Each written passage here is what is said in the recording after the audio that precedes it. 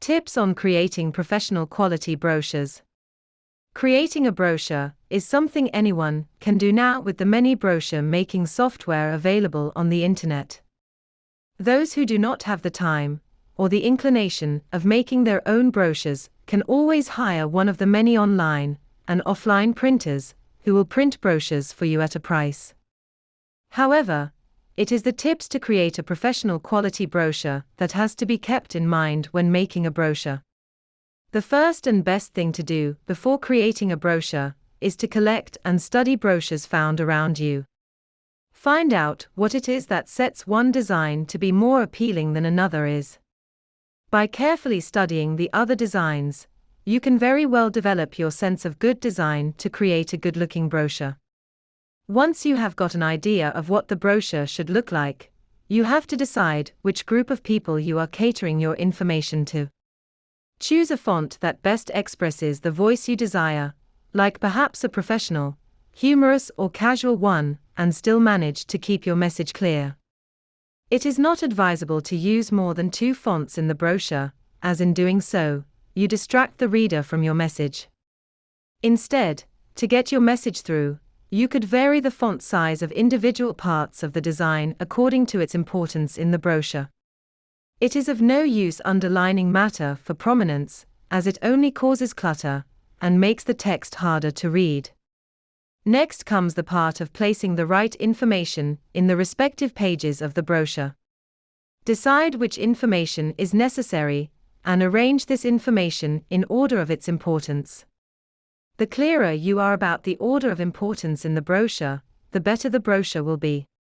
To get the best placing for your matter, it is better to make sketches and move the matter around till you get the best layout.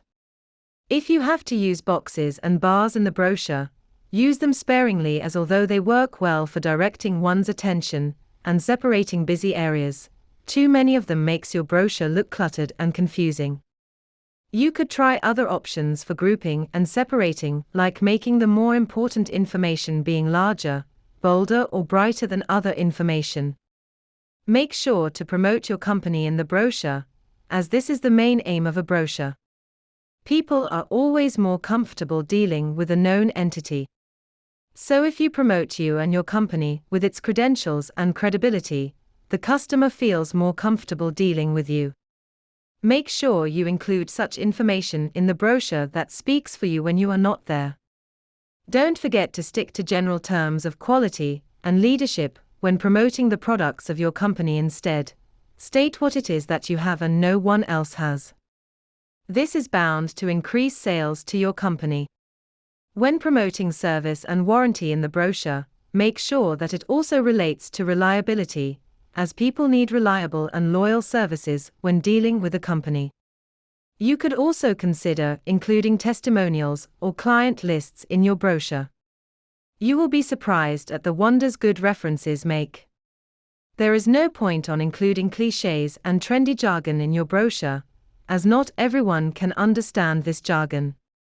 The perspective of the brochure is lost if not everyone can understand whatever it is that you print in the brochure. Try to keep some negative space in the brochure to create a relationship between the contents and the page, and bring specific information into focus. Having some empty or white space in the brochure affects the overall tone of lightness and heaviness of the brochure. Whatever design or layout you choose for the brochure, it is always better to keep the brochure as simple as possible. Place only the necessary ingredients for communicating your message in the brochure. If you feel like placing graphic elements in the brochure for ornamental reasons, first ask yourself if they help in directing the reader's attention, or only serves as a distraction. There are hundreds of paper colors available for using on the brochure. However, the most effective brochures are usually done in only 1 or 2 colors. Sometimes, black and white brochures prove to be more dramatic than colored brochures. Remember that the cost of printing has to be taken into consideration when choosing colors for the brochure. The more colors there are, the more expensive will be the printing costs.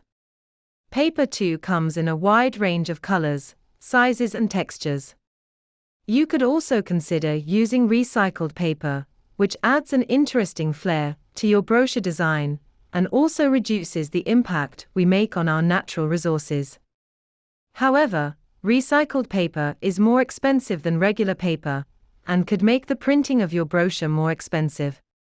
After completing the layout and choosing the font and paper for the brochure, it is important to proofread your brochure. Proofread it several times before having it printed, as once printed, it is impossible to fix an error not spot. Reading lines backwards is a good idea for checking errors.